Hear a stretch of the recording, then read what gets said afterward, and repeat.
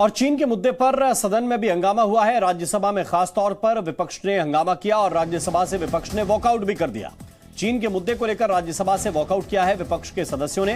राज्यसभा में मल्लिकार्जुन खड़गे ने कहा कि चीन हमारी जमीन पर अतिक्रमण कर रहा है। सदन में चर्चा नहीं करेंगे तो हम कहां चर्चा करेंगे। कांग्रेस तो चर्चा के लिए तैयार है, यह खड़गे ने कहा, लेकिन सरकार चर्चा से भाग रही है और इसके बाद विपक्ष ने वॉकआउट कर दिया। चाइना ये बहुत बड़ा महत्व का विषय है और प्लीज नो आज वो वहां पर अतिक्रमण कर रहे हैं।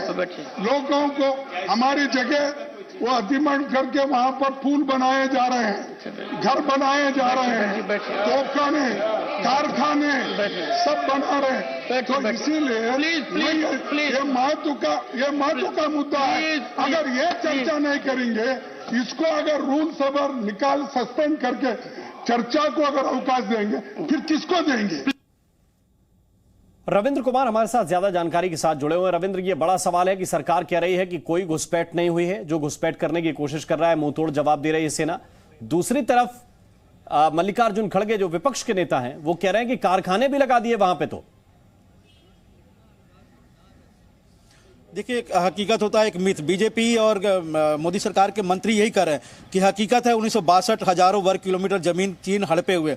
मिथ है गलवान, डोकलाम और तवांग पर जो विपक्ष कह रहा है कि सैकड़ों हजारों वर्ग किलोमीटर जमीन चीन हड़प लिया है, वहां पर कारखाना बना रहा है, वहां पर गांव बना दिया।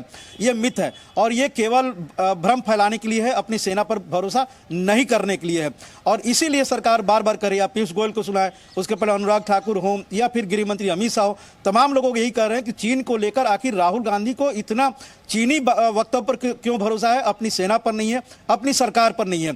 और ये सीधी तौर पर सियासत हो रही है अपने देश के सेना का मनोबल गिराने के लिए। और यही वजह है कि सरकार कह रही है कि हम चर्चा तो करना चाहते हैं, लेकिन उन गड़े मुर्दों को भी उखाड़ना पड़ेगा जो सरकार के लिए और विपक्ष के लिए काफी मुश्किल होगा। और जिस तरह से मल्लिकार्जुन खड़गे ने कहा, वो अपने नेता, उन्होंने खुद कहा, भले ही कांग्रेस का अध्यक्ष है, लेकिन उन्होंने कहा कि राहुल गांधी हमारे नेता हैं। उनके नेता जो बात कहते हैं वही सदन के अंदर मल्लिकार्जुन खड़गे ने भी कहा। बिल्कुल, तो मल्लिकार्जुन खड़गे भी उसी बात को दोहराते हुए कहीं ना कहीं नजर आए।